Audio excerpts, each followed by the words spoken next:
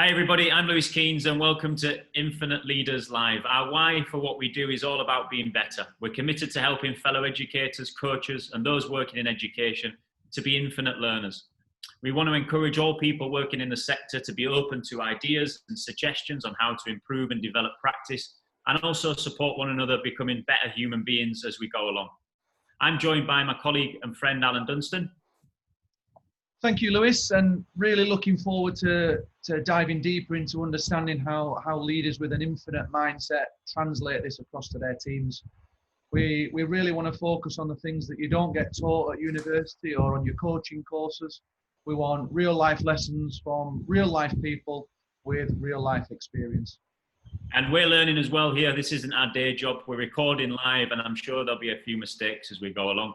We'd love your feedback along the way. Anything that you think we can do better, tell us. Anything that you think we've done all right, we'd love to know that as well. And you can get in touch with us via Twitter and the different social medias that we're active on. Alan, do you want to introduce our first guest? Yeah, privileged to welcome Simon Mann onto our first show, our Xbox boss from BSM and a true example of what an infinite leader actually looks like. So get your pens and papers ready. I think there's going to be some absolute gems of wisdom today.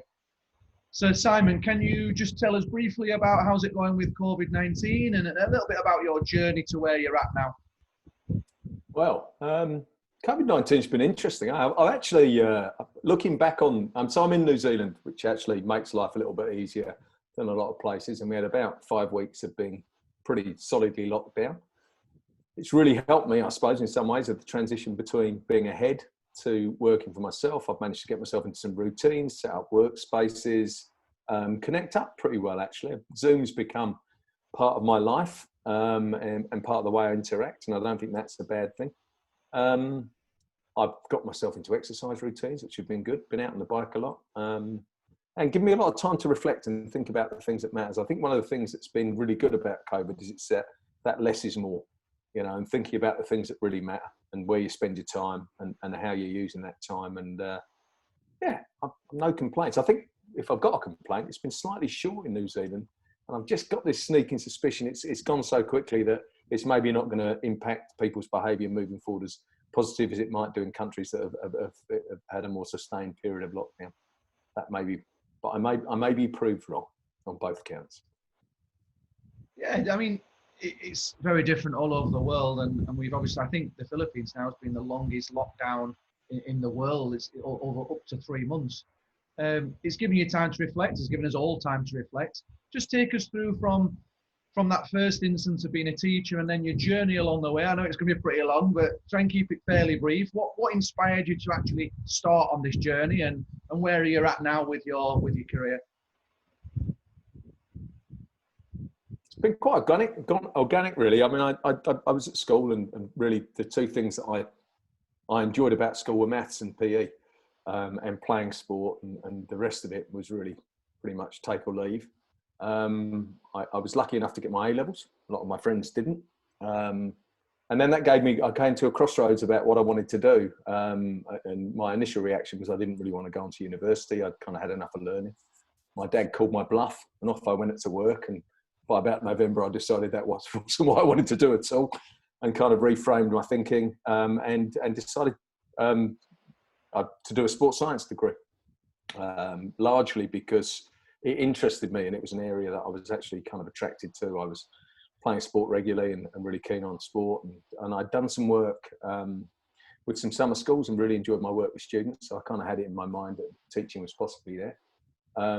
And after a year off, I trudged off to Carnegie, where Lewis also went, and I was one of the first cohorts through on the sports science degree, which was really, on reflection, a glorified teacher training experience, but packed with practical PE, 16 hours a week of practical in the first year and about 12 in my second 2 years. I did a couple of summer camps to the States, working with really low income kids out of the Bay Area, San Francisco and Oakland.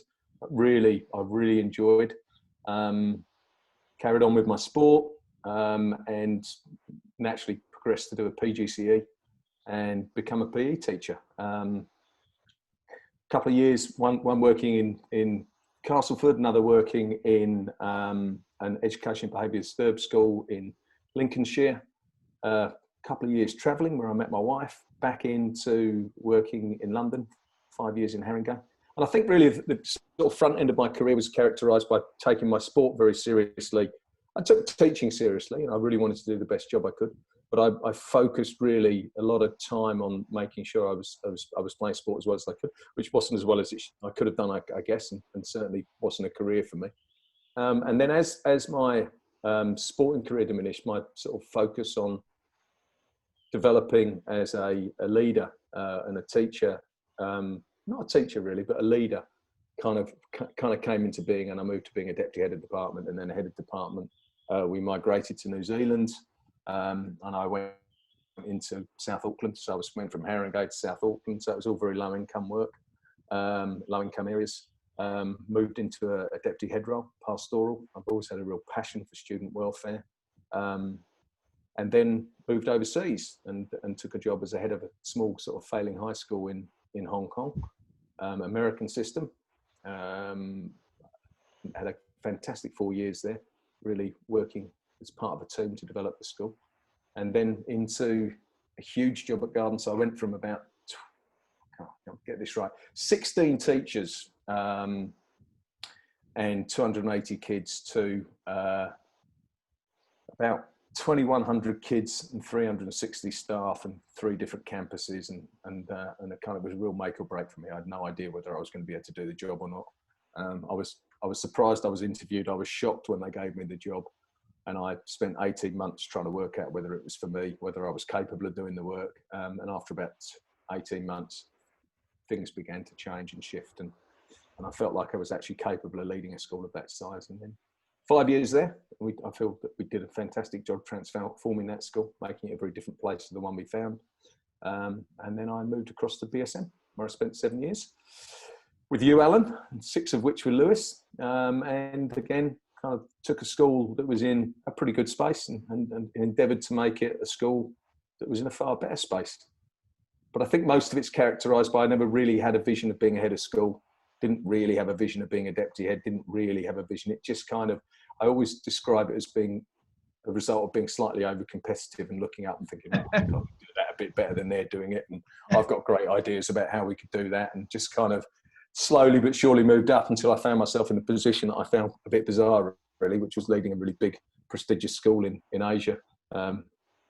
And not something I expected at the beginning of my career. But I think that sometimes those people who get thrust into leadership quite often are better leaders than the ones that kind of aspire to be leaders, because quite often aspiring to be leaders is aspiring to hold a position of power, and often that's not exactly the right reason to be leading, particularly in education. So Simon, and that's a summary. Tell us about that 18-month period. I think that's the bit that stands out for me. You got given an opportunity, as you described it there, that you didn't really expect to be given. You know, you're in charge of a lot of people, a huge school, a very prestigious and high-profile school. What kind of things did you do during that 18-month period to try and keep yourself on a level and try and understand that maybe you could do this? What were the indicators along the way that you're doing all right, and actually this is a challenge you could rise to? None for about 12 months. So I think my experience, I taught in some really challenging areas with a lot of teachers who were excellent and a number of teachers who were quite jaded. And I begun to realise that the only way things get done is you actually try, if you can actually bring people along, it's a terrible phrase, but on the journey. So if you can actually engage people in trying to make a change. And I turned up in Hong Kong and it was just at the end of SARS, which is quite topical at the moment. The school had dropped its roll by about 40-50%. There was about 120 kids in the school. There was a group of teachers there who were actually really able and keen, but they had their previous head sacked, and it was a very kind of flat time. But it was that classic thing when it's really chaotic and things aren't going well. Everybody's looking for the next steps, and we collectively, and I did feel it was collectively, that I was one of 17 people who transformed the school, because we sat down and looked at what needed doing and then collectively just went and did it. And, you know, to some degree, we rode the wave of Hong Kong's resurgence. A lot of people were coming back from Canada and overseas. The sort of fear of Chinese rule versus British rule was out the window, and SARS obviously was a thing of the past. So the role grew naturally, and we grew the school around it. And I think obviously my appointment was, not to some degree, was mainly on the back of the guy who was running the schools division for Taylor's Group, Ryan Garden at the time, who had quite heavy connections with Hong Kong, and kind of obviously word had got out a little bit that I'd done a decent job. And when I applied, I got an interview, which I was quite surprised about. So the 18 months, I walked into a school that it had just been ranked one of the top 5 schools in the world by the Guardian newspaper. So it was only downhill from there, really, wasn't it? Did you have imposter syndrome, Simon? Sorry? Did you ever suffer from imposter syndrome? Oh, always. I still do.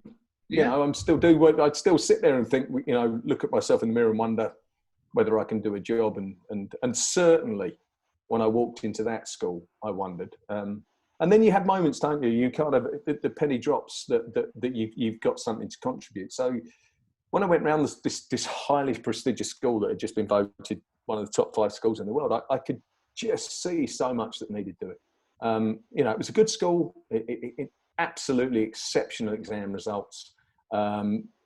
Lovely sense of community, great kids. But some big gaps in my mind, and this is just in my mind, about what it was and what it could be, and whether it had kind of a reputation at that time of being a highly academic school without the whistles and bells. It's next to Alice Smith, and Alice Smith was considered the kind of more international of the 2 schools. A new head came into secondary, or head came up through the system and into secondary at the same time I arrived, and a new head came into primary. And I think we collectively believed there were an awful lot of things we could do better, and an awful lot of things the school could do. But having an idea of what those are and actually realising that is a different game. So the first thing I'd say, Lewis, is I got up and went to work every day.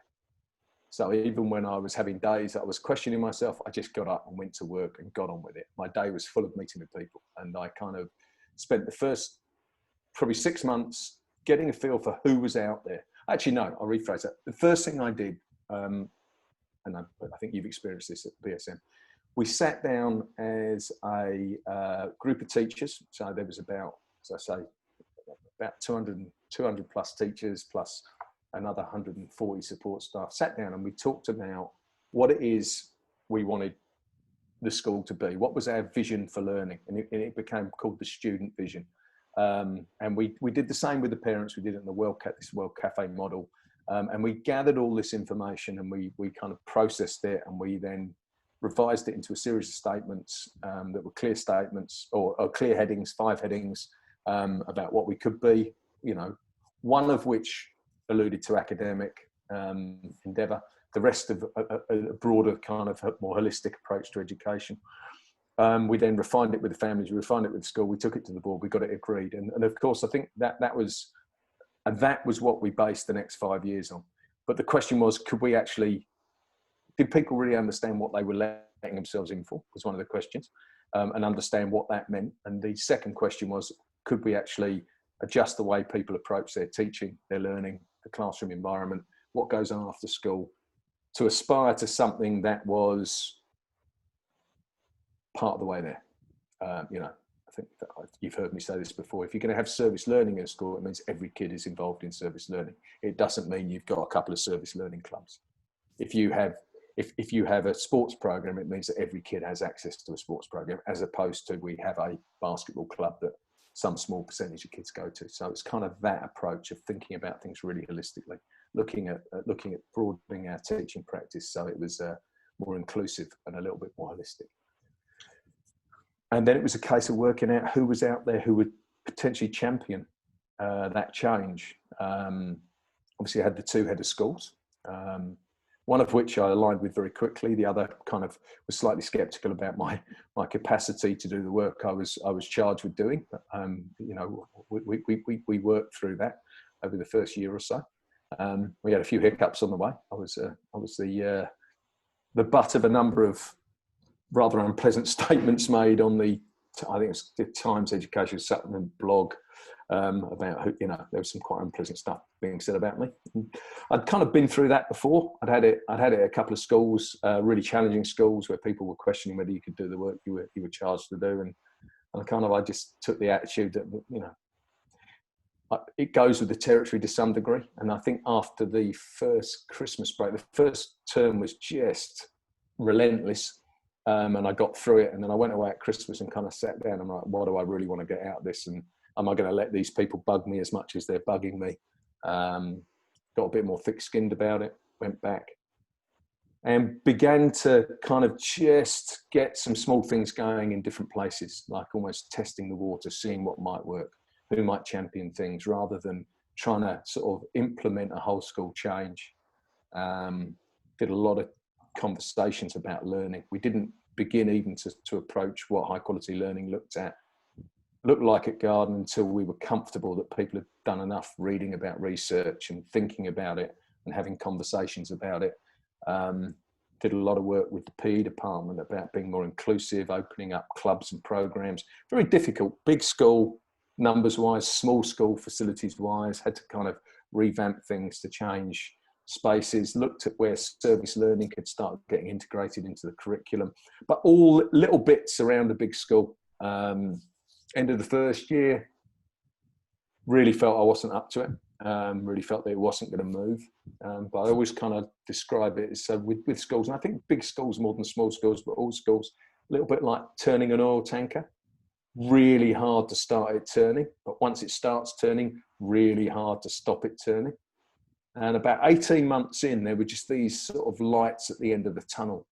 I remember this incredible conversation that was led by one of the more reluctant members of staff with his team around the sixth form program, where we wanted to introduce a diploma alongside A levels to kind of broaden and enrich the program. And he actually led the whole thing from the start to finish and persuaded the team. And kind of I walked out just chuckling to myself with a colleague of mine, actually, Chris Jones, who's and we kind of were just like almost amazed at what had just happened. But that was little things like that. And about 18 months in, I thought, well, yeah, I think we're in with a shout here. I think we could start really doing something different. And about 2 years in, I became confident that I was capable of leading the change. And the next 3 years, that's exactly what we did. And you get a huge changeover of staff over that period of time, obviously. People buy into what you're doing, or they don't buy into what you're doing, and people decide to leave of their own accord. And some people, it's not the right place to be, and you're able to bring in people that are aligned with the thinking you have. But you don't always get that right either. You employ some people who are not quite what you expect, and then you employ some people who are loads more than you expect. So, How do you get that bit out of the recruitment? I know it's something that Alan and I speak about quite a lot. How does that work, the recruitment? How can you gauge whether that you're getting that right or not? I don't know that there's a formula. I think a lot of it's about EQ. I think a lot of it's about emotional intelligence and being able to read people a little bit. And I'm a great believer in employing people for potential. I think if you get the finished article largely, unless they're absolutely totally aligned with what you're doing and where you're going, and they are still going to want to change and develop, you're in a bit of trouble. Whereas I think if you get someone who is really keen on learning, wants to explore their capabilities as teachers more, and teachers first and foremost. You talk about your language, infinite learners, and I think that's the game. You want somebody who's got a good background of experience, who have a philosophy that aligns with, and I'll go back to it, get your vision and mission right, and make sure that's the center of the conversation you have with people. So, that's where it's got to start. And then you're looking for people that are going to, and I think you've heard me say this before, you're not just looking for people who are going to come in and align with the vision and mission. You're looking for people who are going to come in and add to the vision and mission, are going to bring something new, are going to put some things on the table that maybe we haven't thought about. So it kind of, and then it evolves. Like I say, it's turning that old tanker. It kind of just grows its own legs. And the more you get in, the more it goes on, the more you sort of can take yourself out of the conversations and not be the person that's saying yes or no. And you're just saying, run with the ball, give it a go. People are coming to you with solutions rather than problems. And and it kind of generates its own momentum. And I think my feeling about Garden was I was so confident it was going to continue on the journey when I left, and I'm really pleased. I think it has, and I think it still is. And I think that's down to the quality of the leadership of that school, allowing that sort of organic development. Because if the school had stayed still where I left it, it would now. That's no good either. You want something that just evolves and continues to change. Does that answer your question, Lewis? Very good. I'd like to come back to the point you made about reluctant members of staff, and it certainly, as Lewis alluded to, it's something we talk about. And how do you deal with reluctant members of staff? Do you try and get them on board and make it your life's journey and mission to get them on board, or do you try and think, oh, you know what, move on at the end of your contract? What's your values in that sense? Somewhere in the middle, really. I think you do everything you can to try and support people, be the best people they can, and the best people for the environment you're in. But I mean, I think it's really challenging when a school's been going in one direction and then a new leadership comes in and takes it in another direction. I think that's really difficult for existing members of staff. And I think we all have a level of ownership of the change we make and the developments we make. And when you see things maybe being unpacked, middle leaders maybe having some of the things unpacked that they've done, that may be very challenging. I just think being honest but not blunt. So being open, not personalising it, having the conversations that need to be had. But I think there's that balance. You only have a certain number of hours in a day. And I think as a leader, in the end, you've got to work out where your hours are best spent. And if you're just going to invest hours and hours and hours and hours trying to get someone to change the way in which they function and behave, which is an incredibly difficult thing to do for adults, or you can spend that time with 4 other people who you know are just going for it, and you can encourage them and support them. You've just got to weigh up the cost benefit of investing huge amounts of time in trying to move people that possibly you're never going to move. And I would say, you know, I'd love to think I was this iconic leader that changes the way people think about the world and their approaches to education. And on taking over a school, we transformed the way the staff thought. It's kind of not true. And I guess one of the things, if I reflect back on both Garden and BSM, is it was a big turnover of staff. There were a certain group of people who were just kind of up for it from the get-go and really contributed. There were a group of people who sat in the middle, some of which stayed, some of which left. And there were a group of people who we were never going to move. And maybe one of the things I've got better at is working out who I'm not going to be able to affect, and basically in the knowledge that they're going to leave. Not you're going to tell them they've got to go, but they're just going to go, this isn't for me.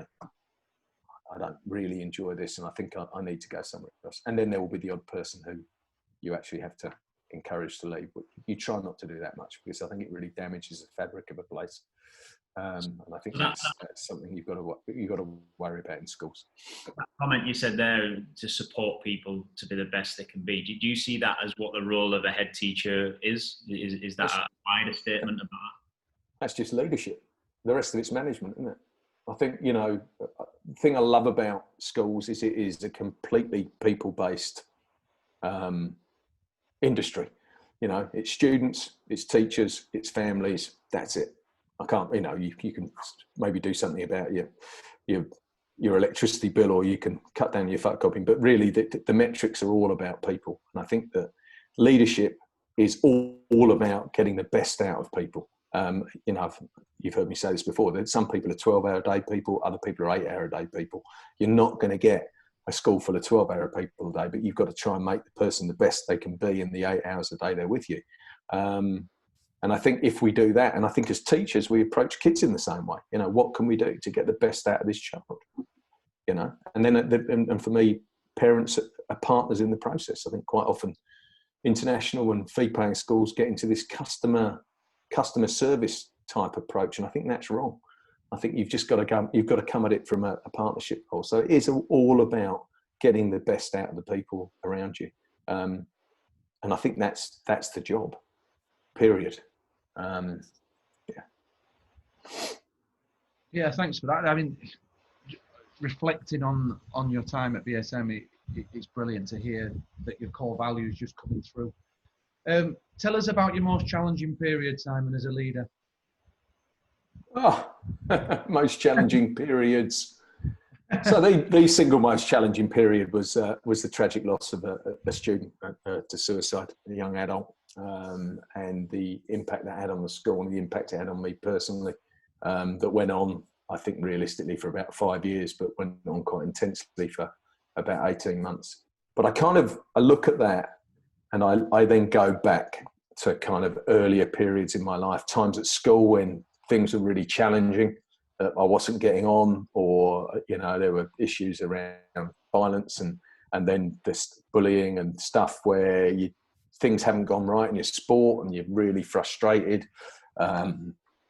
I had a really sort of almost a career changing moment when I was in South Auckland, where a change in leadership just completely pulled the rug out from under me as in my position as deputy head.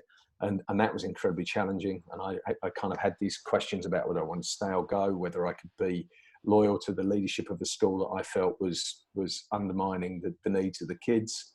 So I think my first thing would be, there's nothing quite like a load of crises in your past to deal with the crisis at the time of, so I think if it had been plain sailing at Garden, and it wasn't, and I had my run-ins with the board there, and if it had been plain sailing in my time in South Auckland and plain sailing in the rest of my life, I don't think I'd have coped at all.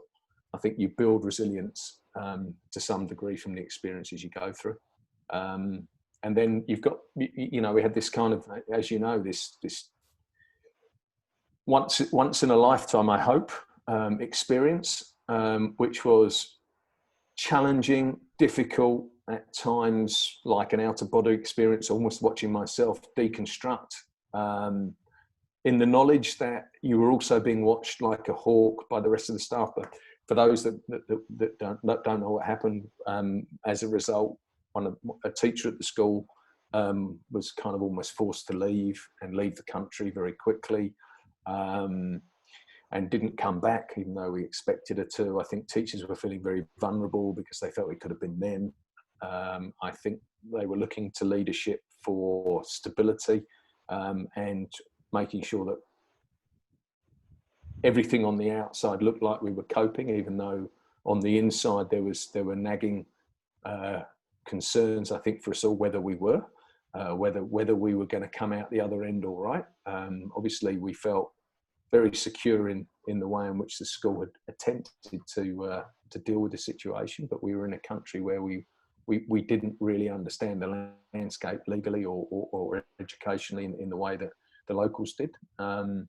So we had all these pressures coming in. I had severe personal pressures. There were legal complaints made. There were civil suits filed, and there were complaints at the Department of Education. There was a period of time that it was being used by a certain group of the community to try and see me out the door and see the chair of the Board of Trustees out the door. So all these things were going on, but at the same time, it was really important that I didn't look like that's what was going on. I came to school every day and I put a smile on my face, and I kept people up to date with what was going on and didn't make it overly dramatic. And that's a really challenging conundrum, and working out how you kind of manage yourself through a really challenging time, whilst also being seen to manage others, and having a number of members of staff almost in meltdown, and if I'm being blunt after the occasion, looking at them and thinking, well, you think you've got it bad, you want to come and sit in my shoes, but that's not something you can say as a leader. You've just got to deal with what's in front of you, and that was incredibly challenging. Walking around school and not knowing who was for you and who was against you for a period of time, both from staff perspective and from a parent perspective. You get to walk in the shoes of that kid who's having some real social problems and coming in, and it kind of reminds you of, we're all vulnerable. I was 55 at the time, maybe 54, 55. And I'm a pretty stable adult. You kind of, it reminds you of the difficulties that kids face every day when they're dealing with that stuff. So it's quite sobering. And and certainly changed me a lot as a person coming out the other end.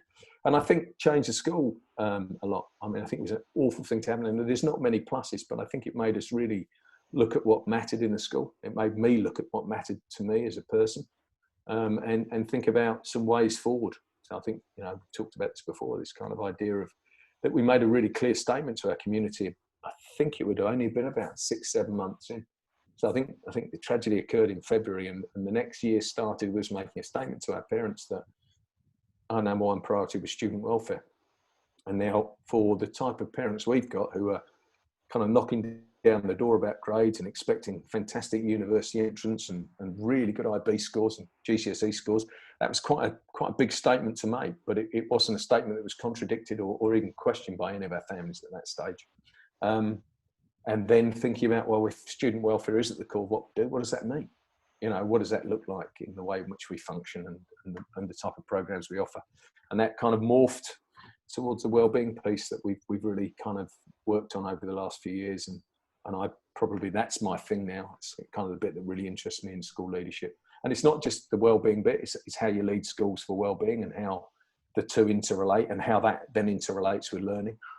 And the type of environment that you want to come to school as a leader and a teacher, and the type of environment you want your kids. And that was the other interesting thing. Both my kids went through the schools I worked at. So you get this kind of two perspectives. One is what you think's going on because you're a really good leader and everything's going perfectly. And then your kids walking home and going, this is what just happened. And you're sort of sitting there thinking, how can that be happening at the school that I lead? But you get these kind of, I think those are really interesting dynamics. So just touching on what you mentioned there, you know, you talked about student welfare then becoming a priority. And you know, I remember that time well, I'm sure Alan does. It was horrendous for everybody associated and working in the school, and people dealt with it in their different ways. And, you know, one of the things that resonated with me there is that you did see you doing that, you know, getting into school and being visible and being around and being there for people to help you. But that must have taken its toll, you know, in terms of pressure and stress and worry and emotional energy. That must have really taken its toll on you both personally and professionally.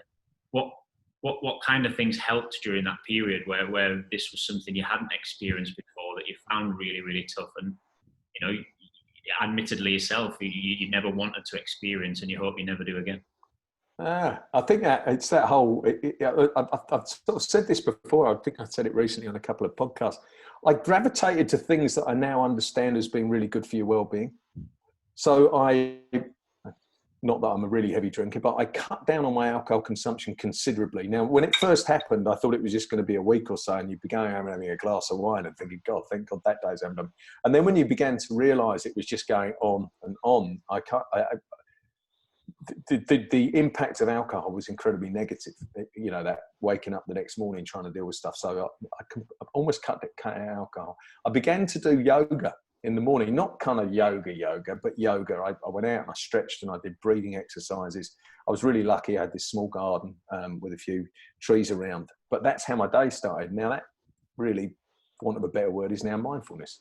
I continued with my exercise programs almost no matter how tired I was. I made sure I exercised. I had to kind of cut down the intensity a little bit because I could see myself making myself sick if I really went for it, as I've done in the past. So the exercise, which we all know is a real kind of bonus for well-being. I also did a lot of writing of emails to people who were really pissing me off at the time that I never sent, which now kind of, I've got them somewhere. And I did the same at Garden. And I reckon I'm going to, one day there's a memoir in there, but I kind of, that's journaling. It's kind of getting stuff onto paper so it's not in your head. It's taking that away. So, but I didn't kind of read up about journaling. I just did that. And then the savouring piece was when things got too much for me, I just gravitated down to the early years. I used to go sort of hang out down there. You know, you can't go wrong with watching 4-year-olds and 3-year-olds kind of go ballistic on climbing frames and play with paints. You know, if you can't get a kick out of that, you shouldn't be in education. So then you got the savouring piece. So these were things that I did regularly. And then I had my safe place, which was a very key group of people who were dealing with the situation and did a fantastic job doing a lot of the logistics and the legal stuff behind the scenes while I was charged with keeping the school going and making sure that we limited the impact of what the school was going through on the learning and the teachers. So I had my place I could go in and let off a bit of steam, a confidant, a mentor, the kind of whatever you want to call it, the place where you've got a connection with someone almost outside the environment you're working in. And those, but even with that, you know, that February through to February through to June, and particularly the 2 Senate hearings we ended up in towards the end, which were really high pressure situations. It was almost like you could watch myself unravel. I could see myself unraveling, and it was like and it kind of gave me a real insight to that concept of post-traumatic stress disorder, where in the past I'd always been able to get through and cope, and this was like so prolonged. This was months at a time, that it was beginning to impact on the way I function. I could see it was beginning to impact on the way I function with other people as well, but there wasn't much I could do about it. I could actually see it happening when it would be after the occasion. And then I had the moment where I got on the plane that summer, and I wasn't sure whether I was actually going to get through the airport on the plane and out the country. There was some chat about there being a stop travel order. Anything, I think we know this, but anything you go through becomes your new normal. So you found a way through, or I found a way through those 5 months, and I found my moments of joy, and I had my fun, and you know, there were all sorts of stuff going on. And I, you know, obviously in the middle of this, I've got family as well. So Kim was kind of really, really upset about how things were going and really frustrated with people. And I wasn't communicating everything with her, because if I did, I think she'd have been out the door and dragging me with her. And then I had a son in school who was, fortunately, I just said, everything's fine. And he went, that's fine, I'm going to school now. And then there was that moment where I got on the plane and we were out of the country, and this just weight came off my shoulders. It was palpable, you know. And then I went back in, and the weight came, and I began to realise that the new normal just wasn't normal. And the longer it goes on, the more you get used to it. It was a less intense 12 months after the first 6 months, but and there would be patches where you thought you were through it, and then something would change, and it would be that weight would be back on your shoulders. But that being able to leave the country, it was almost like flicking a switch. I left the country, I left it behind, I came back into the country, it was back in the game. And I think some of that, in hindsight, was actually my fear for my own personal safety. So my professional work I could do, and I could deal with going to the Senate hearings, I could go to the lawyers, I could work on the school, but there was this thing hanging in there that I could be arrested.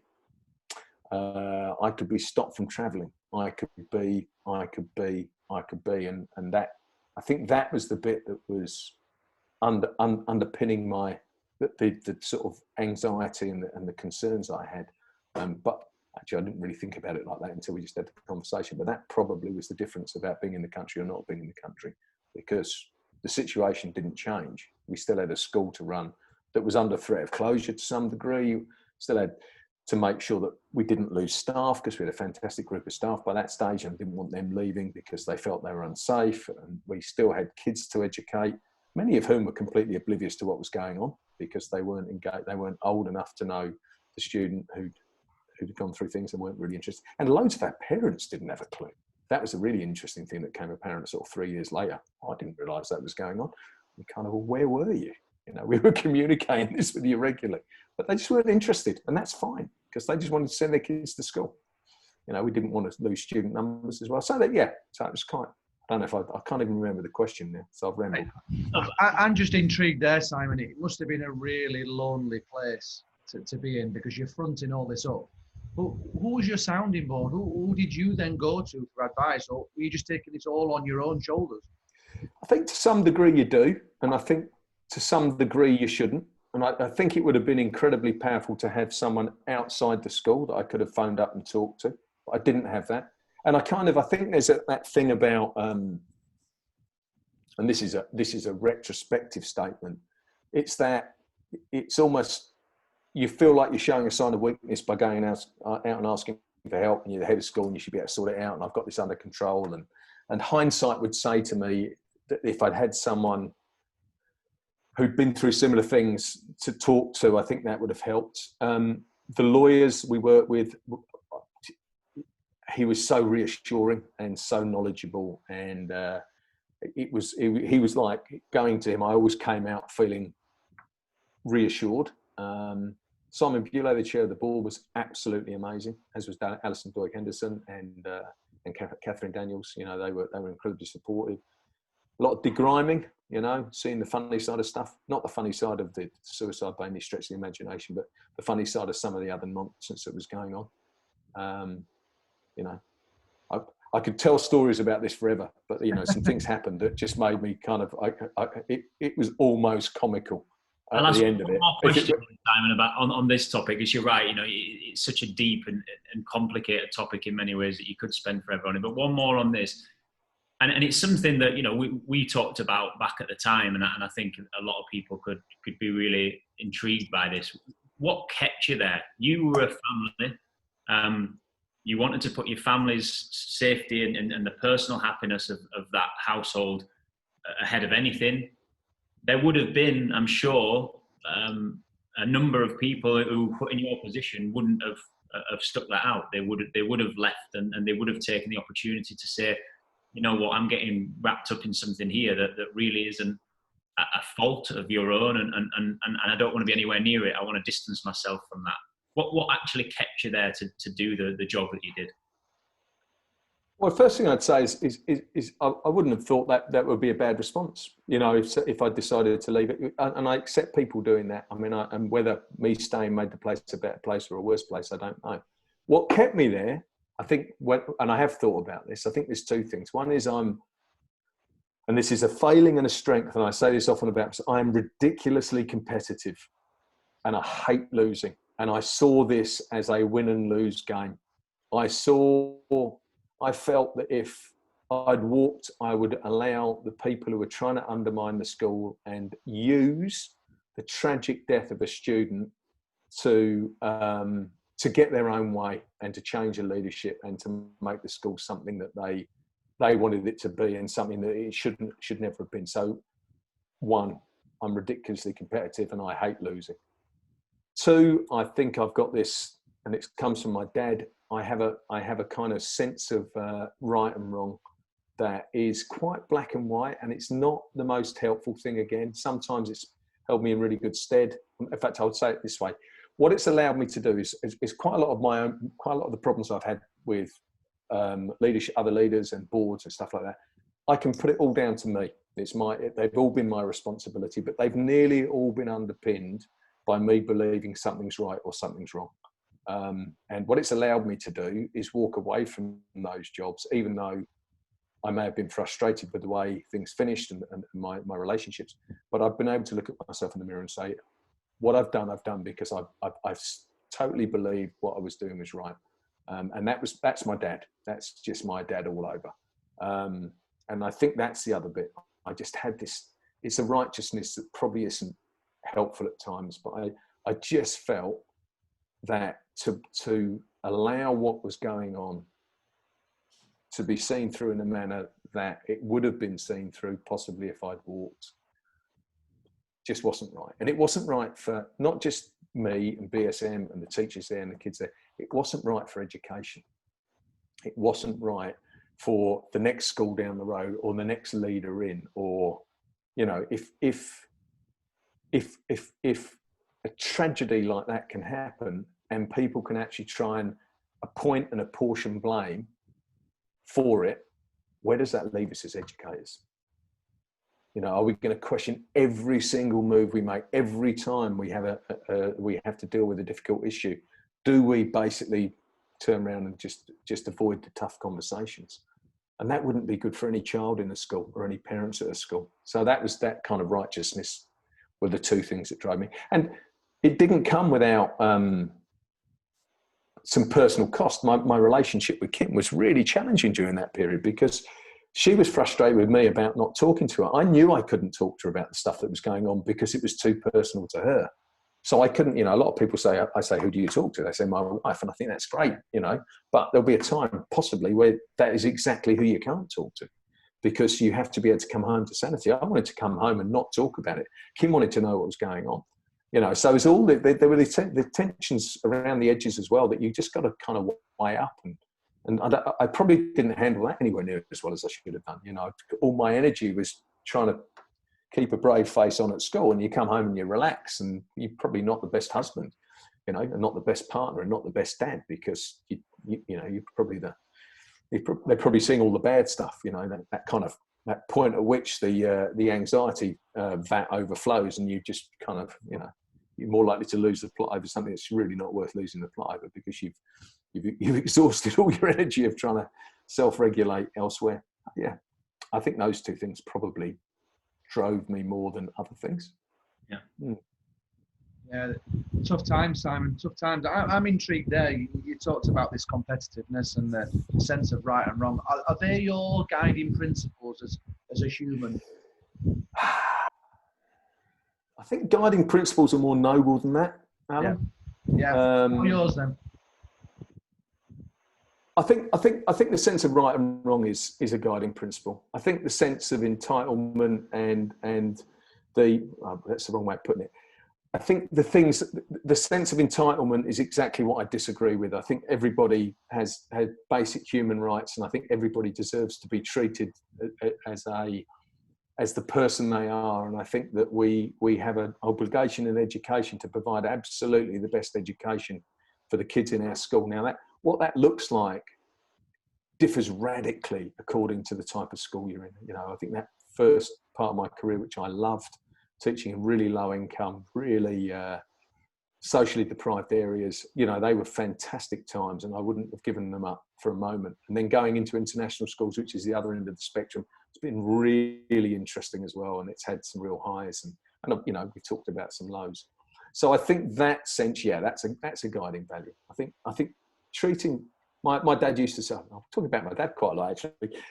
My dad used to say, only the rich can afford not to have manners, you know, and I think that's a really true statement. I think just because you're a leader, it doesn't mean you don't treat teachers or security guards or janitors with respect. It means that you've got to treat them with more respect. You're a role model. You're the person that people are looking at to set the scene. So I think that whole kind of looking after people, and I derive a huge amount of pleasure from doing that as well. You know, there's no doubt about it. I love that moment where something that you've done to help someone has really had a positive impact. You know, sort of really strong service learning programs are kind of my justification for working in fee-paying teaching environments. You know, it's that. So it's self-serving to some degree as well. But those are the values. The competitiveness, I would probably turn on its head and say that's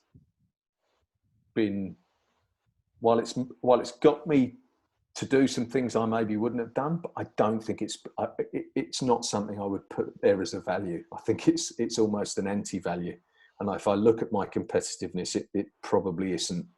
It isn't one of my my strongest. What's the word for it? Strongest attributes.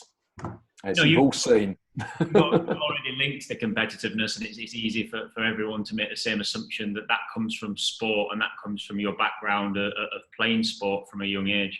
Would that be fair? And what has sport taught you that has helped you in the position you've had over the years?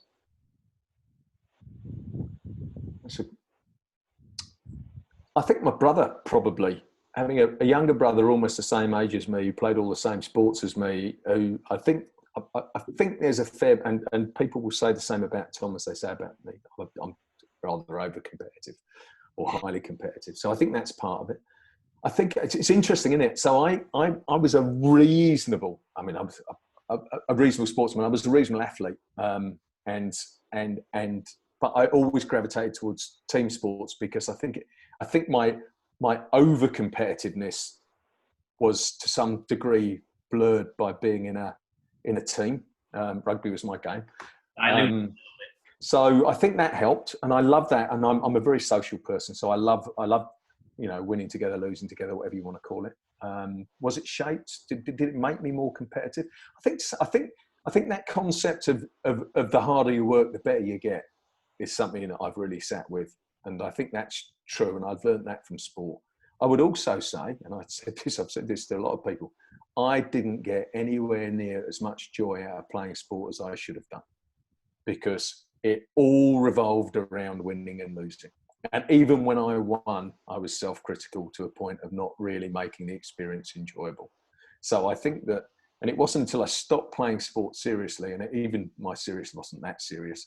And I then took a couple of years off playing rugby and then went back to play vets in New Zealand and just loved it and had a ball and carried on playing kind of vets in Hong Kong and just sort of reflected back and thought, why didn't I take this attitude into the type of rugby I played when I was younger? I'd have been a better player and I'd have enjoyed it.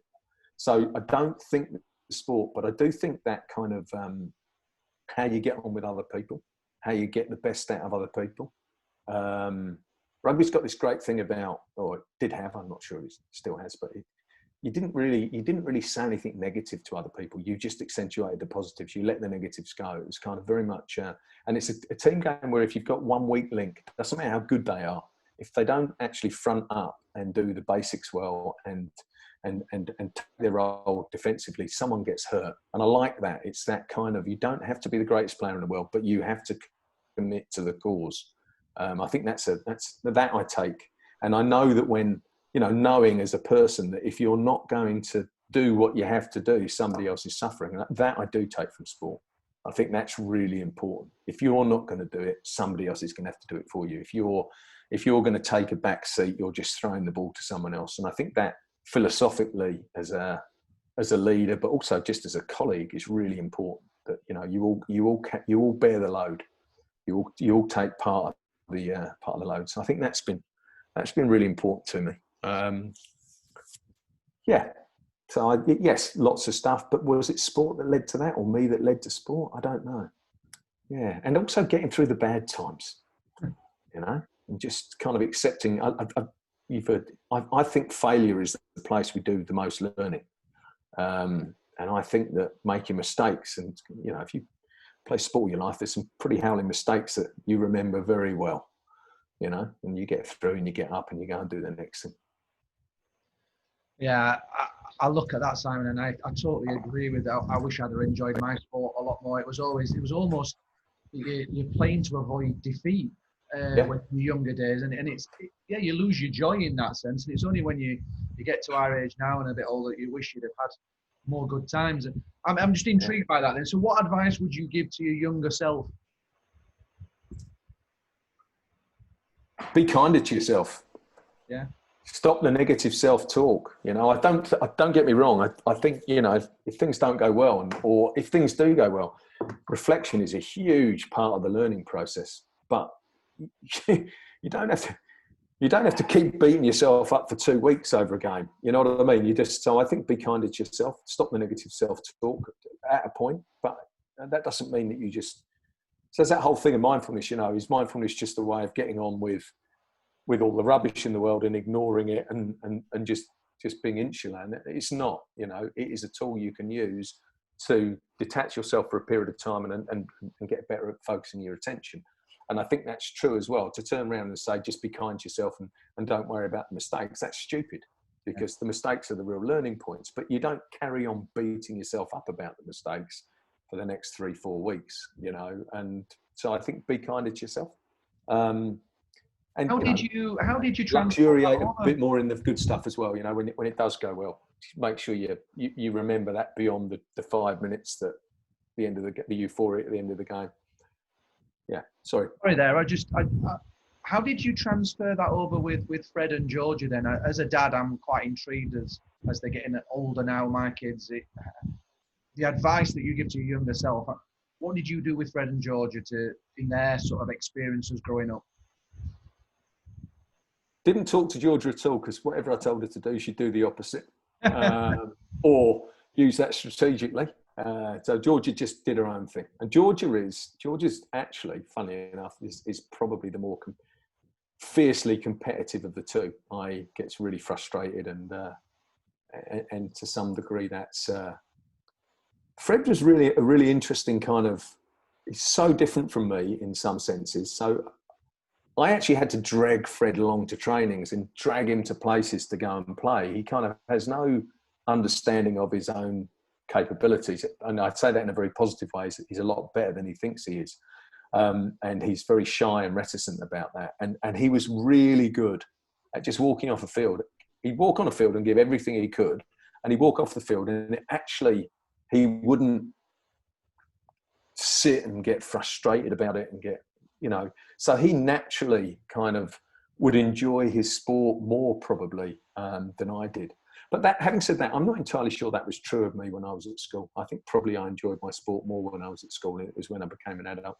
So maybe the question is, my conversations with Fred now are very much around, and Georgia are very much around, that must be a bit rubbish, and and what can you do about it next time, and try and put it to bed and try and just move on. But I think, you kind of described it now. I think to some degree that as a sportsman, you can paralyze yourself and not be willing to take risks and have a go at stuff because you're more worried about failing than you are about, you're more worried about making a mistake than you are about succeeding. And I think that giving people wings a little bit on the field and accepting defeat for learning to some degree. And I don't know how that translates. I was thinking about this the other day with watching The Last Dance. And is Jordan's behaviour justifiable? Because as much as it was a glossed up version, he was obviously, excuse my French, I'm not going to swear now, a horrible teammate to play with. Yeah, he might have been the most exceptional basketball player, and I've no doubt he was. And I even with the fact it was his company that produced it, I don't think that's a debatable. He was probably one of, if not the best player that's graced the courts. But would you want to go to work every day with a person like that? Was his behaviour towards teammates justifiable? Was it necessary? You could say it's justifiable because he took these teams to 6 titles, but at what cost? So that would be, even at the professional level, where the only thing that matters is winning. I still just wonder, I think that's a really interesting kind of, conversation to have. Are there better ways of doing it?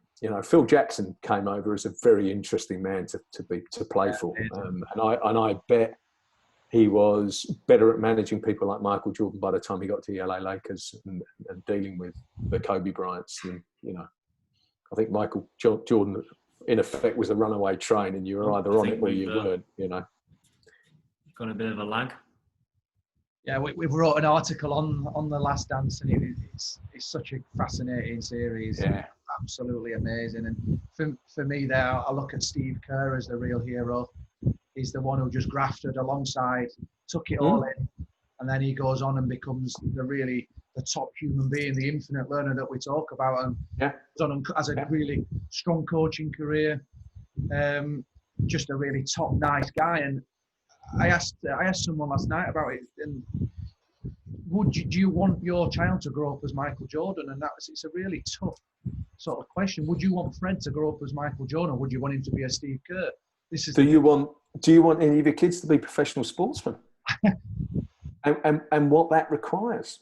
I think that's a really good question. I think, there was a period with football in the UK, certainly with rugby, where the levels and the intensity of training that everyone was going to, and tennis, they weren't doing the training they're doing now. And now, to be close to what they're doing, you're investing your whole life. And it's a very, myopic existence, isn't it? So I remember going over to the Australian Institute of Sport and watching the gymnasts and just sitting there and thinking, even if my daughter or my son was that good and had that much potential, would I want them going through this? And kind of the answer to myself was, no, I wouldn't. And that was when rugby was on that cusp of professionalism, where, a lot of players were still going out and having really kind of cool lives and doing what they liked and turning up training 3 times a week and getting paid for it. Now that's a bit more attractive to me. But, so do I want my kids to be a professional? Would I like my kids to be professional sportsmen? No, probably not. And possibly if I did, it would be so I could turn around and go, oh, look, so-and-so is a professional sport. So I don't know. I don't know what the answer to that question is, but I think there's a lot more to sport than professionalism. And and a lot more joy in sport outside professionalism. Sunderland Until I Die is a classic, isn't it? The kind of the underbelly of being a journeyman and being a kind of not winning. And I think they're really interesting.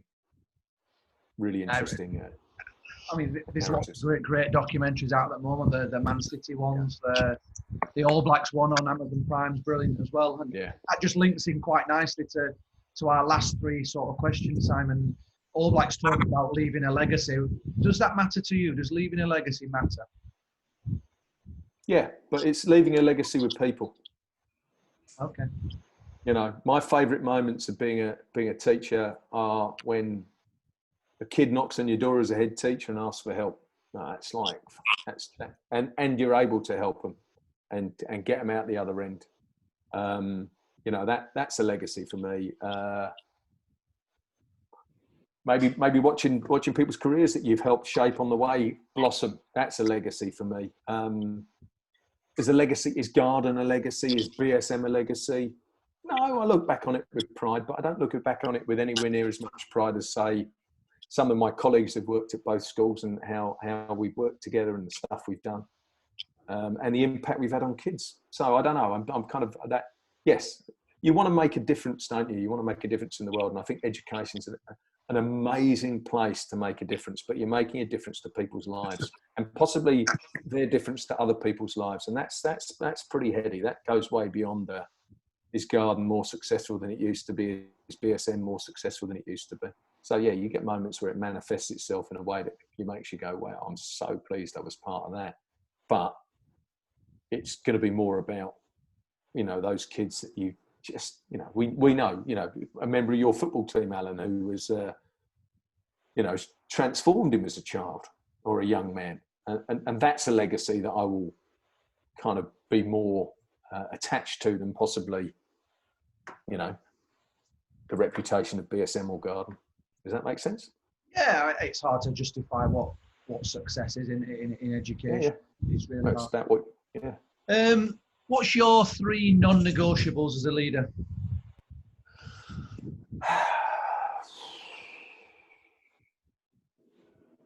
For my behaviour or behaviour of others?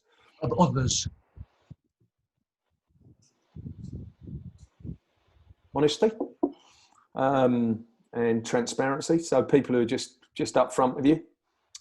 I mean, I don't know if I'm allowed to share this, Lewis, but you know, almost makes me laugh. Lewis is one of the most positive people I've ever worked with, and I did this thing where I spoke to every member of staff in the school, and possibly the most negative conversation I had was with Lewis. It was just up to his eyeballs, and I just thought, fair play. He's come in and he's been honest, and that's that, you know. And it's not like him, but I think that's a bit of a no-brainer for me.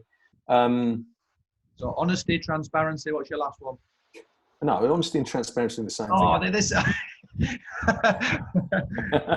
Same thing. God, you got 2 more. I think as a leader of education, I think it's about caring for people around you. Yeah. And so caring for the teachers, caring for the students, and neither one first, kind of in equal quantities. And sometimes you have to prioritise the kid, and sometimes you have to prioritise the teacher. But that kind of that thing about being caring to those around you. And again, as a teacher, being passionate about what you do and recognising what lucky people we are to be in a business that changes the lives of others. Yeah. Yeah, I think Kim will say, you know, you'll never come across moaners quite like you come across moaners in education. And I think that's fair enough to some degree, but we're incredibly lucky people to be doing what we're doing and having done what we've done. And, you know, we were making it, you know, that whole pillar of meaning around the wellbeing piece, we've got meaning in spades. We go to work every day because of meaning. We just forget about it sometimes. And sometimes we just need to be reminded that it's kind of a privilege in many ways to be able to make a difference to people's lives and have something that's kind of bigger than us that we're contributing to. That's about 7 non-negotiables, isn't it? Well, I've got it there. We've got honesty, transparency, caring. No, that's the same one. And being passionate. And if they'd had a fiver beforehand on looking at what your core values are, I think they would have been amongst there actually, as well as your non-negotiables. Yeah. Well, probably. Yeah. Last one from us then, Simon. If if you were going to go out tomorrow for a meal and a few glasses of wine with some of the world's best, greatest leaders or people, who would be the 3 people that you want with you? Nelson Mandela, but can't have him. Barack Obama would be an amazing person to sit down with. Probably be completely out of my depth. That's that imposter syndrome coming back. I don't think so. I think that's just honest and straight, mate. So people have made it. One more. I suppose if I'm really going for it, I'm not entirely sure he'd be the best drinking partner, but Gandhi would be interesting, wouldn't he? Somewhere in there. Let's who'd be a bit of fun. There's 3 there: Mandela, Obama, and Gandhi. That's a 3. Well, I think they're people. I think if you're looking at leaders you have the utmost respect for, pretty hard to move past those 3 as transformational leaders who put themselves way behind. They were no way the reason. They didn't do it for themselves. They did it for others. I think they'd be right up there. Whether they'd be the best dinner guests, Lewis, is another question. I'd probably rather go out for a couple of beers with you and Alan if we could get Alan to drink a beer. I saw that out 2 minutes. Thanks a lot for coming on for a chat. Thank you very much for spending time with me. It's nice to see you both in Manila. Much appreciated, mate. I really enjoyed it. Much appreciated. Thanks a lot, Simon.